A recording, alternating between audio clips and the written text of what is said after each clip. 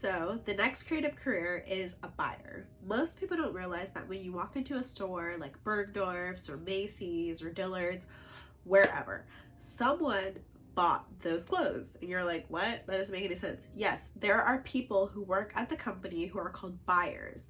And their job is, it includes math, but their job is to check what sold last year, what are the styles that are trending, what styles are becoming popular, so that they can buy them for the future year. They actually buy a year ahead of time so that the factory has time to make the product.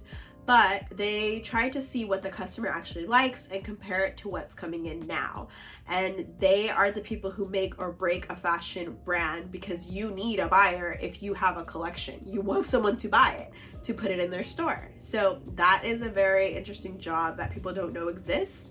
And it includes math, like I said before, math. But it's very interesting that, you know, someone is buying all this stuff that you're seeing in the store. Person meets with vendors, factories, all of that kind of stuff, and then they put it together and they decide on what they're going to move forward with so that they can actually produce the product. And that's what ends up in your store. And that is who actually chooses what you wear, because they're choosing what's available to you. So that is a very interesting and strange job. Math, remember, it includes math, but it's really cool and they make a lot of money. So another creative career is a showroom owner. What is a showroom owner?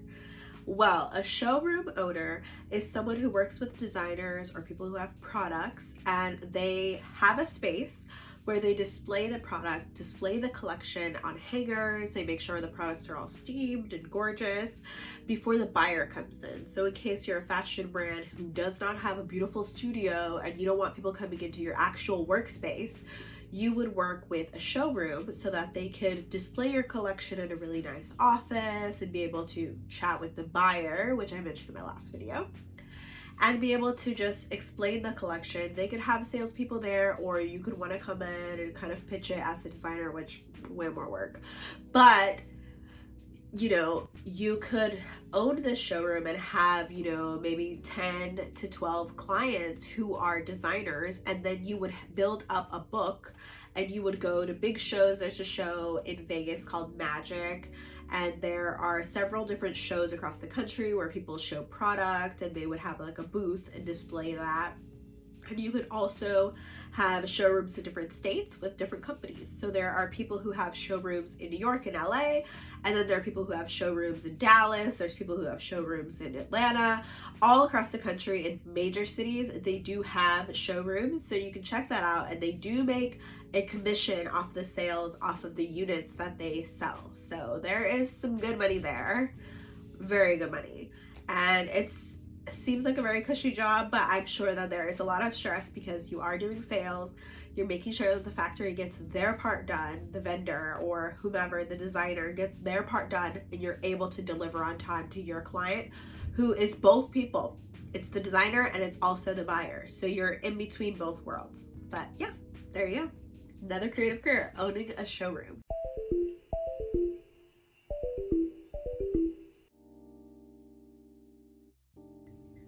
So this next creative career is very rare, and you need a lot of space for it. It is a wash house. So basically it's these huge vats and tanks where you would actually wash the product and dye it different colors. Or you could wash it to give the fabric a different feel, make something softer, make something have a different effect. So you could do cool tie dyes. You could do denim, where you could sand down things. You could add stones to the machine. You could add different chemicals, and you could come out with some really beautiful fabrics or garments. Either way, you could do both. And I have actually driven to a lot of wash houses in LA. And when I worked at different big companies that did like denim and stuff like that, I would be driving on the highway to pick stuff up. But there was also different pigments. They would airbrush things sometimes. There was all kind of cool stuff that they do in these wash houses. You do need a lot of space, and I believe it is a very big upfront investment, but it is something that's very rare, and we actually need more of it, especially in a place like LA, where they still produce products on a daily basis, that is a place that needs more wash houses, because there's only like 2 or 3 that I knew of when I lived there, and I don't know if they're still around. So yeah, owning a wash house is an amazing, and you could even have, if you're really a hustler, like you could definitely connect with people here in New York, you could connect with people in Atlanta, you could connect with people everywhere, and people could ship you stuff, you could dye it, and then you could send it back to them. Or you actually would need to do a tester first, which is you would do like 5 or 6 strips, and you would try to get it as close to the color that they want and match it. Once they approve one of those colors, then you would dye the rest of the fabric as best as possible to match that little strip that you got approved. So another creative career is actually a print designer. A lot of people don't realize, but when you have a dress that has all these florals and all this gorgeous design on it, someone actually took the time to design the print. So someone might be, the print designer might actually be hand sketching and drawing or hand watercoloring. So if you're an artist and you want something to do where you do make a lot of money, you could be doing print design. And you would need to make it in repeat, which means that if you put it in the computer, you would be able to like make it like a little tile and it repeats itself.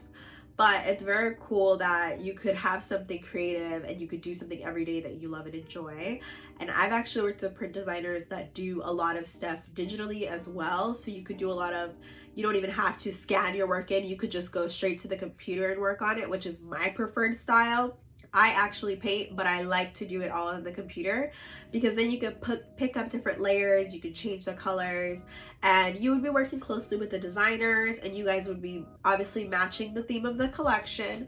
But then you could create maybe a print, and then you would have 4 or 5 options of colorways that you think would go well with the collection. And just building up that relationship with your design team, you would learn more and more what they actually like, what they don't like. And you could also do some trend research where you would actually be out in the streets seeing what people are wearing, seeing what prints are, you know, on the runway, and incorporating some of that into your design. And you could do that freelance, where you could create your own print studio, but I'm going to talk more about that in my next video, so stay tuned. All right guys, thank you. That is print designer, and it pays well. It is good money. So this next video is owning a print studio or creating your own print collection that you're actually selling. And what I mean by that is you would be designing a print, you would trademark it, or I believe it's copyright it. You would copyright that print, register it in the system so that it's officially your print, which means you can't be copying off of other people. You have to have it be your own design. But prints sell for a lot of money. They sell from anywhere between $300 to $700 per print, and that is a good amount of money. If you're a print studio and you're selling 3 to 4 prints per client, you would have a sales team that would go out and like meet designers, meet with people, and you would also go to trade shows where you would, you know, display how many prints you had, and you could sell, and that's $300 to $700 of good money that just comes your way.